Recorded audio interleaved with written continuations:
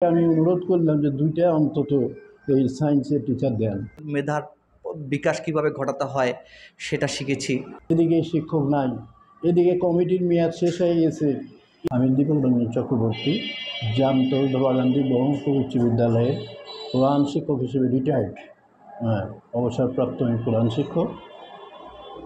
আমি প্রথমেই আরেকটু বলতেই হয় যে যারা এই শিক্ষকদের স্মৃতিকে ধরে রাখার জন্য চেষ্টা করছে তাদেরকে অভিনন্দন জানাই এবং আমরা তাদের কাছে কৃতজ্ঞতা, এবং এইটাই যেন বরাবর পড়া এটা যেন চলতে থাকে, পরম্পরা এটা চলতে থাকে যেন, এইটাই আমি প্রথম থেকে শুরু করছি। আমার পিতার নাম হলো যোগেশচন্দ্র চক্রবর্তী। আমি ঠাকুর পরিবারের মানুষ। আমার এই ঠাকুর পরিবারটা আমাকে বলতে হয় এটা হলো শিক্ষার পরিবার। কারণ আমার পিতা ছিলেন কলকাতায়, উনি পড়াশোনা করতেন, ওখানে চাকরি পেয়েছিলেন, কিন্তু আমার ঠাকুরদার একমাত্র ছেলে, উনি বললেন যে এখানে চলে আসো। চলে আসার পরেই আমার এখানে ম্যানেজিং কমিটি তাকে ধরে নিয়ে পণ্ডিত হিসেবে তাকে নিয়োগ দেয়।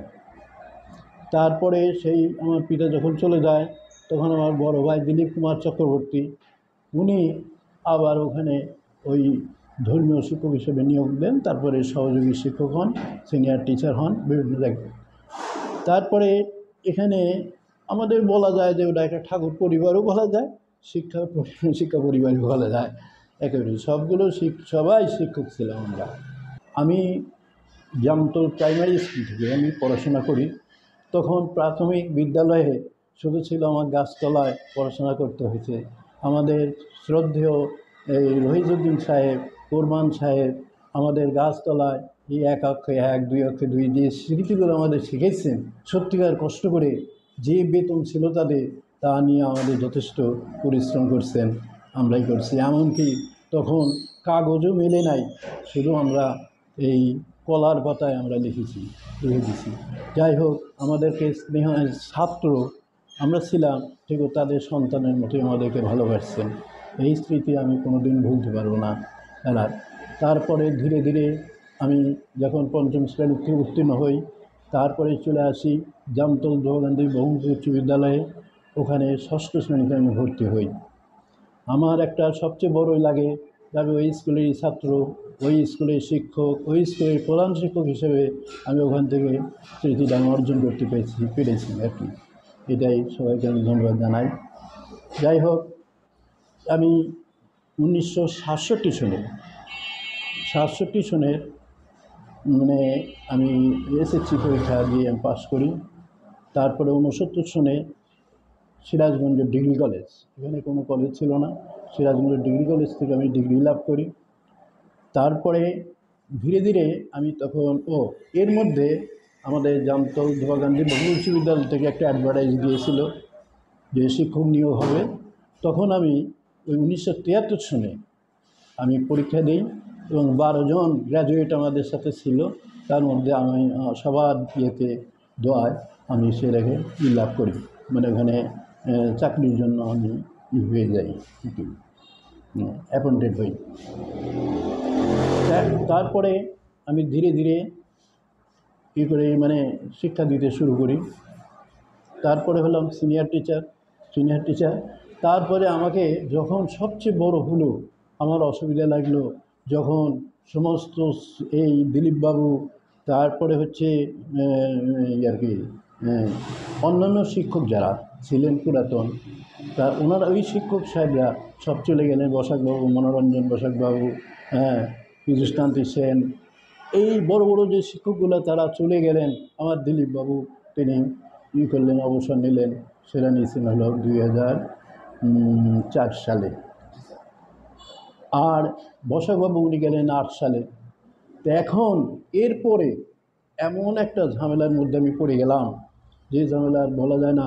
এদিকে শিক্ষক নাই, এদিকে কমিটির মেয়াদ শেষ হয়ে গেছে, এদিকে আমাদের দেখলাম যে সব স্যাররা ছিলেন, যেমন আমার সময় ছিলেন শামসুল হুদা সাহেব শ্রদ্ধেয়, উনি, তারপরে ছিলেন আব্দুর রহিম সাহেব, তারপরে ছিলেন আমাদের এমনি আব্দুর রহমান সাহেব কর্ণসূচির। এইসব স্যারদের কাছ থেকে যে সমস্ত শিক্ষা আমি লাভ করেছি, এই শিক্ষা আমি কোনোদিন ভুলতে পারবো না। একটা নিজের ছেলের চেয়েও বেশি করছে আব্দুর রহমান সাহেব ইয়ে। আর এই ঝাউল ছিলেন নীলমণিবাবু। নীলমণিবাবু উনিও আমাদের পড়াতেন বাংলা দ্বিতীয় পত্র, এত সুন্দর, সেই এখনও আমার মনে আছে, ওগুলো সব সুন্দর সুন্দর স্তবকের মাধ্যমে বুঝেছেন।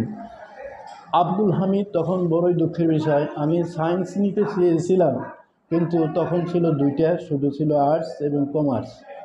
আর ওই আমার শ্রদ্ধেয় স্যার আব্দুল হামিদ সাহেব, উনি সোহাগপুর বেলকুচিতে ওখানেও ক্লাস করতেন 3 দিন, আবার এখানেও 3 দিন করতেন। আমি শিক্ষকের অভাবে, এবং আর একটা কথা ছিল যে আমার পিতা যখন ওই থেকে ইন্ডিয়া থেকে যখন আসলেন, কলকাতা থেকে আসলেন, তখন এসে করলেন, তখন তার অর্থনৈতিক অবস্থা খুব ভালো ছিল না। আমার ইচ্ছা ছিল যে আমি মাস্টার ডিগ্রিটা করব, কিন্তু মাস্টার ডিগ্রি করার মতো আমার অর্থ নাই।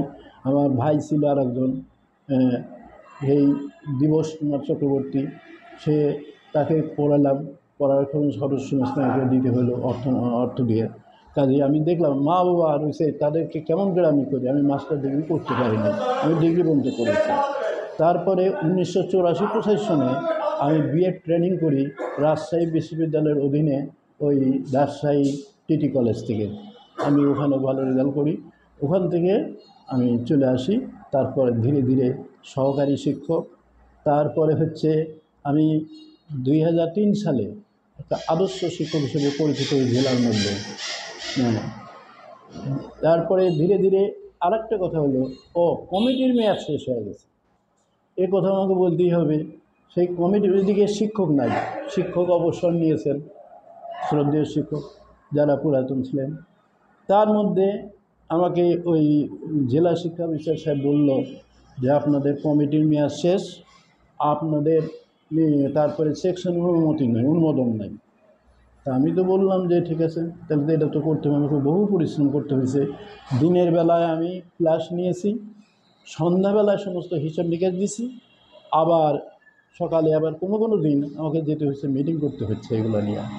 হয়তো প্রথম কমিটির সাব কমিটি আমি গঠন করি, সাব কমিটি ইউনুস স্যার সভাপতি আর 4 জন নিয়ে সদস্য নিয়ে আমি করি। তারপরে পূর্ণাঙ্গ কমিটি আমি গঠন করি, পূর্ণাঙ্গ কমিটি ছাড়া চলবে না। তারপরে আবার শিক্ষা বিচার সাহেব উনি আমাকে অত্যন্ত ভালোবাসতেন, এগুলো দীপকবাবু আপনার তো মানে কমিটি নাই আর কি, সেকশনের অনুমোদন নাই। এইটা করলাম যে এটাই তো সমস্যা হয়ে যাবে, এইটাই নেই, আমি পড়লাম খুব অসুবিধা, এদিকে শিক্ষক নাই, এদিকেই নাই। তা ইউনুস স্যারকে আমি অনুরোধ করলাম যে 2টা অন্তত এই সায়েন্সের টিচার দেন। তখন ওই যে পীরবাবু আর বসাকবাবুকে আমি নিলাম, নিয়ে করলাম। তারপরে ধীরে ধীরে ধীরে ধীরে এইভাবে করলো, পূর্ণাঙ্গ কমিটি হলো, এবং অনেক দিন পর আমি সেকশনের অনুমতিটা দিলাম। আমার একটা ছিল যে এতগুলো স্যাররা চলে গেছে, প্রধান শিক্ষক স্যার, কিন্তু 5টা কেন, এরা হবে 15টা, বহু ছাত্র। তখন আমি রাজশাহীতে গেলাম, রাজশাহী চেয়ারম্যান, তো ওনার সঙ্গে আমি আলাপ করলাম যে স্যার কী করা যায়, আমার তো নতুন অবস্থা, আমি তো কোনো করি নাই। তাই বললে যে আপনি এইভাবে মানে এগিয়ে যান, আর আমি ইন্সপেক্টর স্কুলকে পাঠাবো, আপনাদের কতজন ছাত্র, কয়জন টিচার, সমস্ত এগুলো দেখব, দেখার পর আমি আপনাকে লাইন দিয়ে দেবো। তারা ওনারা দিলেন। তারপরে আমি ঢাকায় গেলাম, দৌড়াদৌড়ি করে দেখি যে ঠিক সেকশনের অনুমতিটা এসে গেল। আচ্ছা, যাই হোক, বাঁচলাম, কমিটি হলো, হলো সুন্দরভাবে। তারপরে আবার আসলো যে হরিপদদেব, তিনিও ছিলেন আমার পরম এবং অত্যন্ত শ্রদ্ধেয় শিক্ষক, এবং আমাকে অত্যন্ত ছেলের চেয়ে বেশি ভালোবাসতেন। ক্লাস 6-এর এমনকি বই পর্যন্ত সংগ্রহ করে দিয়েছেন উনি। আমি ওনার একটা ইচ্ছা ছিল জেডিএম উচ্চ বিদ্যালয়ে যে এখানে একটা পুনর্মিলনী অনুষ্ঠান করবে। তো উনি চেষ্টা করছেন, ওই বিভিন্ন ধরনের বিভিন্ন বৎসরের খাতাপত্রগুলো খুলে খুলে দেখছেন। তা উনি তো চাকরি শেষ, চলে যাবেন। তা আমি বললাম যে স্যার, এবং আমি গ্রামীণ হিসেবে আমি কাকাও বলতাম, বললাম যে আপনি 1 মাস আমাকে সময় দেবেন, আমি এই স্কুলে প্রত্যেকটাই কিছু কিছু যতটুকু পারছি আমার সাধ্য সেটুকু করছি, এটাও আপনার করে দেবো। তারপরে আমি বললাম কি, একটা কমিটির ইয়েতে আমি সবাইকে নিয়ে মিটিং করলাম, মিটিং করে নিয়ে তারপরে দায়িত্ব সব ভাগ ভাগ করে দিলাম। যেমন আব্দুল হামিদ সাহেব ওনারা সাংস্কৃতিক মোনা, দিলীপবাবু সাংস্কৃতিক মোনা, ওনাদেরকে এই লাইন দিয়ে দিলাম। আর আমি স্কুল করছি, আর বিকালে ওই ছিল আব্দুল রাজ্জাক, স্বপন বাবু, এদেরকে নিয়ে আমি বিকেলে বের হচ্ছি। বিকালে প্রত্যেকটা গ্রামে আমি গ্রামে ভালোভাবে চিনতাম না, এই অবস্থা আমার। যেহেতু ওই সিরাজগঞ্জে পড়াশোনা করছি, রাত্রিতে আসছি, আমার পড়াশোনা ছাড়া আর কোনো কিছু আমার ছিল না, আমি কোনো চিনতাম না ভালোভাবে। যাই হোক, প্রত্যেকটা গ্রামে স্কুলে গেছি, যায় তাদের মোবাইল নাম্বার সংগ্রহ করছি। আর মনোরঞ্জন বাবু উনি যখন চার্জে ছিলেন, তখন ওনাকে বললাম যে আপনি একটু খালি এখানে থাকবেন, যে সমস্ত ছাত্ররা দেয় টাকা টুকা দিয়ে দিবে, সেগুলো ওখানে আপনি জমা করে ব্যাংকে দিয়ে দেবেন, আর এই সমস্তগুলো আমি করব। তারপর বিভিন্ন স্কুলে যায় দেখি তাদের আমি পেলাম, মোবাইল নাম্বার পেলাম, গ্রামে মোবাইল নাম্বার পেলাম, সমস্ত তাদেরকে নিয়ে সুন্দরভাবে একটাই করলাম। আর ওই ম্যাগাজিনে করার জন্য ওনাদের ভার দিলাম। আসসালামু আলাইকুম। শুনবো মানুষ গড়ার কারিগরদের কথা। আজকে আমার শ্রদ্ধাভাজন আমার প্রিয় শিক্ষক, আমার হাই স্কুল জীবনের প্রিয় শিক্ষক, যার কাছ থেকে আমরা অসংখ্য মেধার কথা এবং মেধা কিভাবে মনোনয়ন করা হয়, যে মেধার বিকাশ কিভাবে ঘটাতে হয় সেটা শিখেছি, যার ফলে আজকে আমি এই পর্যন্ত এসেছি। আমার এতটুকু এই আসার পিছনে আমার 14 মানিক স্যার সবাই হিসাবে তাকে চেনে, আবার দিলীপ স্যার, এনাদের অবদান সবচেয়ে বেশি। শুনবো মানুষ গড়ার কারিগরদের কথা প্রোগ্রামটিতে আমাদের 14 মানিক স্যারের যে সাক্ষাৎকারটি, সেই সাক্ষাৎকারটিকে মোটামুটি 3টি পর্বে বিভক্ত করা হয়েছে। আমরা পর্যায়ক্রমে আপনাদের সামনে প্রতি সপ্তাহে একবার করে সেই পর্ব উপস্থাপন করব। আশা করি সবাই পাশের থেকে আমাদের সহায়তা করবেন। আর প্রোগ্রামটি ভালো লাগলে শেয়ার করে সবাইকে দেখার সুযোগ তৈরি করে দিবেন।